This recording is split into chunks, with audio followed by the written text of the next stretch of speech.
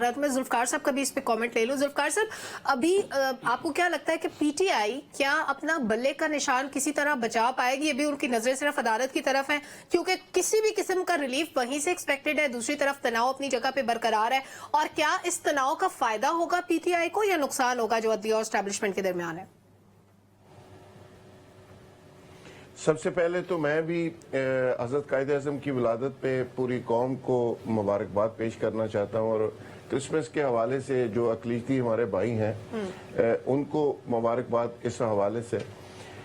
دیکھیں, ایک تو بڑی عجیب خبر آئی ہے گجرانوالہ سے, ابھی بریکنگ نیوز پہ 2-3 چینلز پہ چلی ہے کہ ایک اور قائد ہیں جن کی 25 دسمبر کو برتھ ڈے ہوتی ہے, ان کا کیک وہاں پہ ورکرز نے بڑی مشکل سے کاٹنے لگے تو وہ چوری ہو گیا, اور وہ درخواست گئی ہے تھانے کے اندر.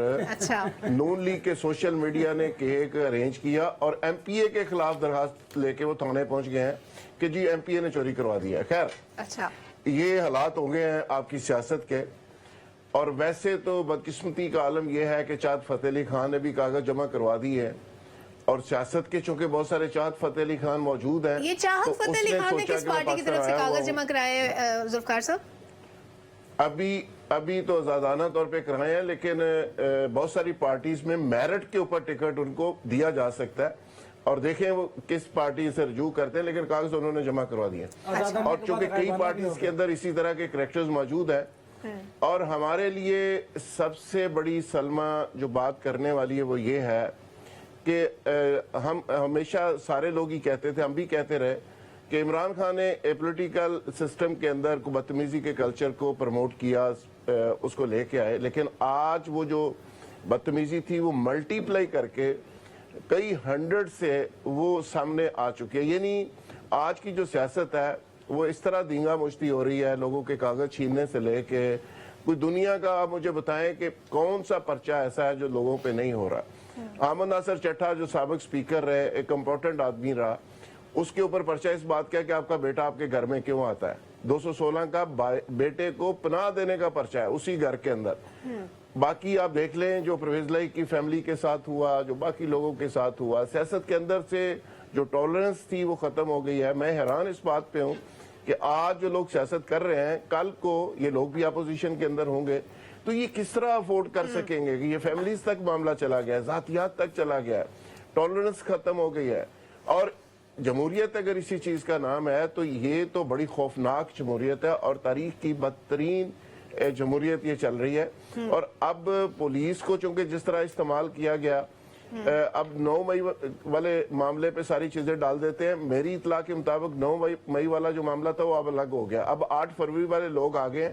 8 فروری کے جو سٹیک ہولڈر پولیٹیکل پارٹیز ہیں وہ منور کر کے پولیس کو بھی استعمال کر رہی ہیں اور پاکستان کی بیوروکریسی کو بھی استعمال کر رہی ہیں, اور اس کا استعمال اس طرح سے ہو رہا ہے کہ یہ جو آنے والے دنوں میں چیزیں آئیں گی وہ بہت زیادہ خوفناک آئیں گی. الیکشن ڈے ابھی تھوڑا سا دور ہے, لیکن آج ہی جو نفرت, لڑائیاں, یہ ساری چیزیں سامنے آ رہی ہیں, میں سمجھتا ہوں کہ اس پہ ہم سب کو بات کرنی چاہیے.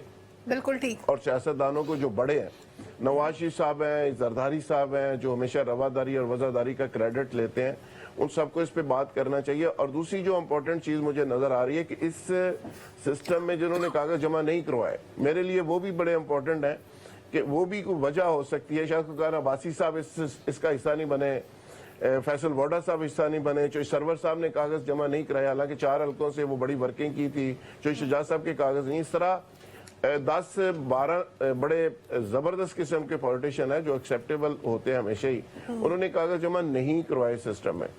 باقی ورلڈ بینک کی ریزرویشن آپ نے, تحفظات آپ نے دیکھ ہی لیے. بالکل, ریزرویشنز پہ ہم بات کریں گے. بالکل ذوالفقار صاحب, گورنمنٹ کیا کر سکتی ہے, آنے والی گورنمنٹ کی بالکل بات کرتے ہیں, لیکن ابھی صاحب نے اپنی وجہ بتائی کہ انہوں نے کیوں نہیں کاغذات نامزد. وہ کیا وجہ ہے ڈاکٹر صاحب؟ انہوں نے کہا کہ میری کیلکولیشن میں یہ اگلی حکومت صرف 18 مہینے کے لیے ہوگی, اور میں 18 مہینے والی حکومت میں کوئی عہدہ نہیں لینا چاہتا. ان کی باتیں بڑی ایکوریٹ ہوتی ہیں, وہ آپ کو پتہ ہی ہے, بہت قریب ہے ان کے نا.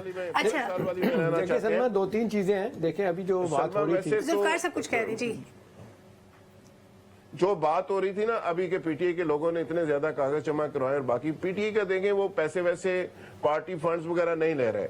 नून लीग पार्टी फंड ले रही है, बाकी पार्टी ले रही है। नून लीग ने तो 98 करोड़ रुपया तो सिर्फ टिकटों की मद में जमा किया। जुल्फकार साहब, ये पार्टी फंड्स तो सभी लेते हैं, इसमें तो मेरा ख्याल है कोई कबाहत वाली बात नहीं है। पॉलिटिकल पार्टीज का सिस्टम ऐसे ही चलता है। नहीं, पीटीआई में वो अलाउ कर रहे हैं सारे वर्कर्स को, जो आता है वो कहते हैं कागज जमा करवा दें। दूसरा कवरिंग उनके पास तो बंदे नहीं है ना जुल्फकार साहब, मजबूरी है एक कैंडिडेट के ऊपर 4-4, 6-6 कवरिंग कैंडिडेट रख रहे हैं पीटीआई वाले। उनको पता है कि कोई भी फारिग हो सकता है, तो उसके काउंटर के तौर पे दूसरा आ यानी उनकी तैयारी पूरी है।